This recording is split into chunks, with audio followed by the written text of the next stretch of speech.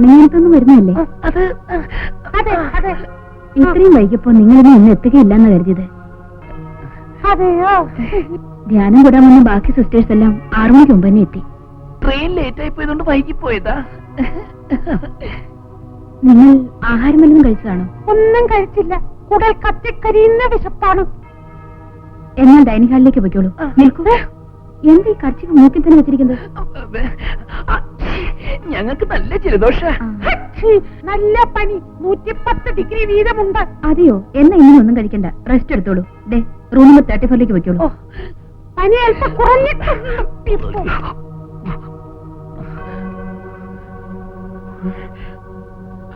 നല്ല ഫുഡ് കഴിക്കാനുള്ള ചാൻസ്. നല്ല ഫുഡ് കഴിക്കാനുള്ള ചാൻസാണ് നഷ്ടപ്പെട്ടത്. അവന്റെ ഒരു ഒടുക്കലത്തെ ഫുഡ് അവന്മാരുടെ കൈ കിട്ടി നമ്മളെ ജീവനോടെ വെച്ചേക്കില്ല. അത് ഉറപ്പുള്ളത് കൊണ്ട് നല്ലതുപോലെ ബാക്കി രുചിയായിട്ട് എന്തെങ്കിലും കഴിച്ചിട്ട് മരിക്കാമെന്ന് പറയുന്നത്. അവന്മാർ ഇവിടെയൊക്കെ തന്നെ ഉണ്ട്. ഇപ്പൊ പുറത്തു പോകുന്ന അപകടം ഇവിടെ തന്നെ കൂടാം. എത്ര നേരമായി ഈ കർച്ചീഫും പിടിച്ചോണ്ട് ഇങ്ങനെ ഇവിടെ അല്ലാതെ പിന്നെ എന്ത് ചെയ്യാനാണ്? അതെ, നമുക്ക് ഈ മീശ കരിച്ചു കളഞ്ഞാലോ?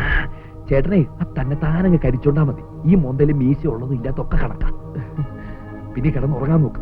പോത്തുപോലെ കിടന്നുറങ്ങിക്കളയരുത്. അവന്മാര് പോയി കഴിഞ്ഞാൽ നമുക്ക് അപ്പ സ്ഥലം വിടണം. വല്ലാത്ത ഉഷ്ണം തിക്കല്ലടാ.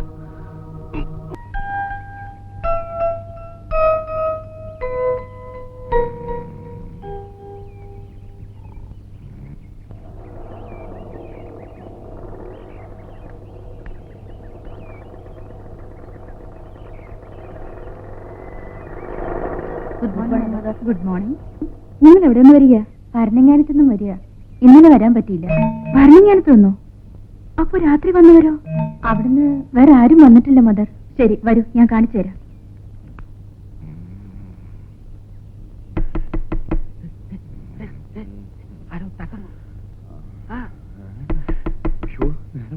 ചിലപ്പോ ബ്രേക്ക്ഫാസ്റ്റ് ചെയ്യാൻ വിളിക്കായിരിക്കും. നിന്നോട് ഞാൻ ഇപ്പോഴേ പറഞ്ഞു.